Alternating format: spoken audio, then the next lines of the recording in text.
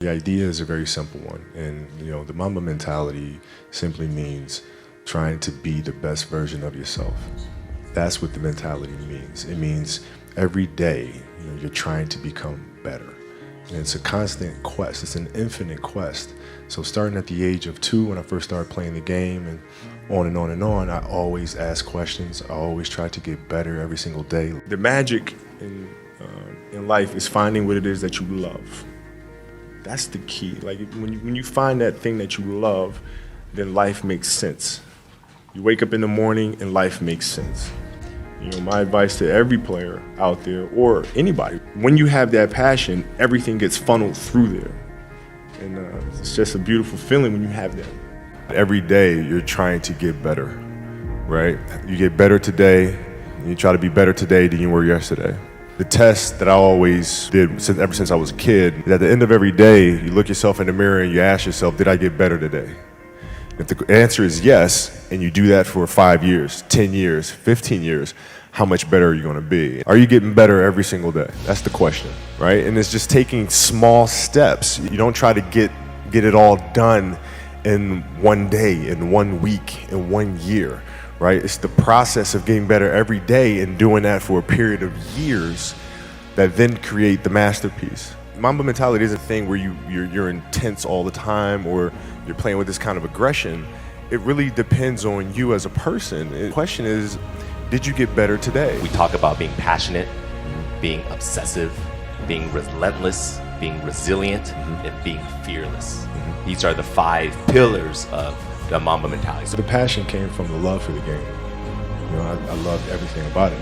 Like the smell of the ball, the smell of like brand new sneakers, like the sound the ball makes when it hits the ground, the ball going through the net, like all those things I love. And so the passion comes from that, because once you have that love, you just want to be a part of this thing all the time. The confidence comes from preparation.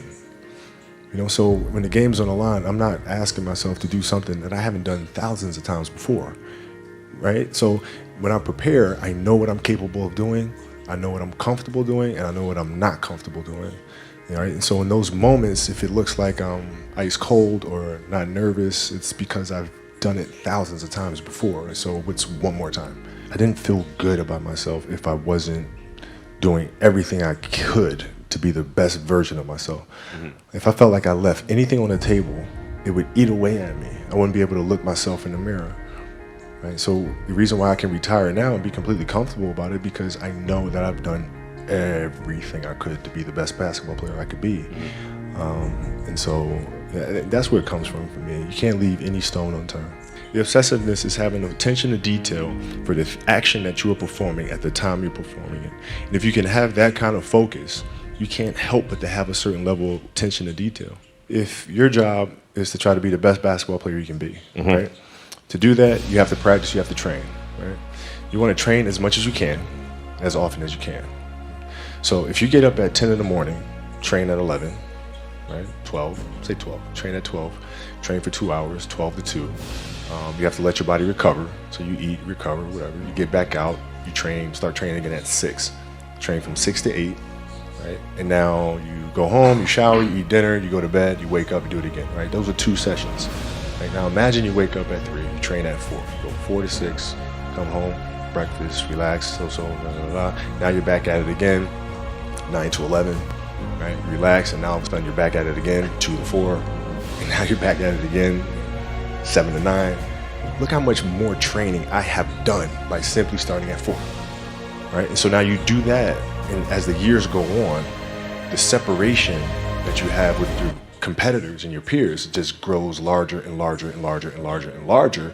And by year 5 or 6, doesn't matter what kind of work they do in the summer, they're never going to catch up because they're 5 years behind. Right? So it makes sense to get up and start your day early because you can get more work in. If I do this consistently over time, the gap's just going to widen and widen and widen and widen and widen, and they won't be able to get that back. So to me, it was just common sense. I'm like thinking, how can I get an advantage? Oh, start earlier.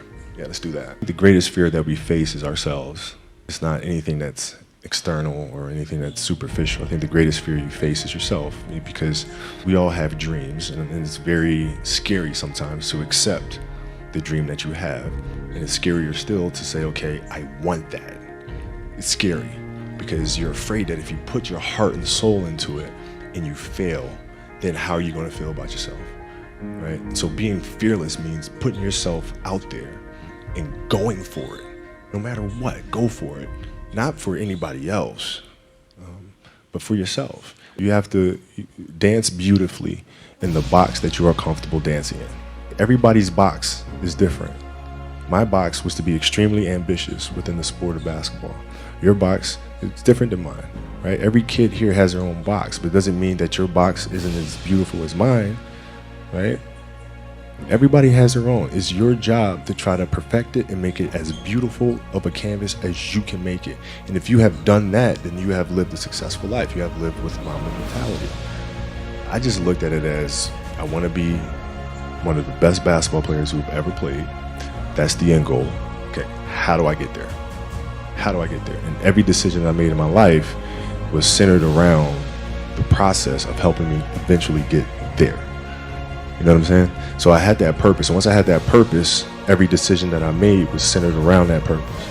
I read this thing about Koby Bryant the other day. I was reading all this stuff about his high school coach saying that they would get there and he would be shooting baskets in the dark because they hadn't even turned the lights on yet. He'd be there an hour, 2 hours before everybody. That he would show up at these practices. Everybody would be at breakfast, and he would show up with ice on his knees, and he was fully sweated out, like he had just done 3 hours of working out before anybody did anything. There's people like that, man, and you can hate on them. You can hate on them. You can decide that that's not worth it, but the best thing you can do is acknowledge that they're doing something that makes you feel funny, and that makes you feel funny is your sense of understanding who you are. It's testing. It's testing how you feel about yourself. It's testing how you feel about your place in the universe. It's testing it. I went to ABCD camp, and he came and talked to all the kids that was there, and I happened to be one of the kids that was there, and I was just listening. I was just trying to soak everything up I could, you know. And I remember one thing that he said. He was like, if you want to try to be, you know, great at it, or want to be one of the greats, you got to put the work in. You know, there's no substitution to work. And I was a 15-year-old kid at that camp. How are you inspiring others, right, to find themselves? That is the ultimate championship. So, won 5 championships. That's great. Another team won a championship this year. Team's going to win a championship next year. Those things come and they go. But what stays is, how do you use your passion and use that to inspire somebody else to create their passion? And then how can they pass that on to the next person? That is true success. Mamba out. If there's one player in the NBA that you could play, who would you want that player to be? Jelly Bean. Kobe? Jelly Bean. He's the best player in the game? Oh, hands down. When and why did you come to the revelation that this is the greatest player on the planet, Koby Bryant?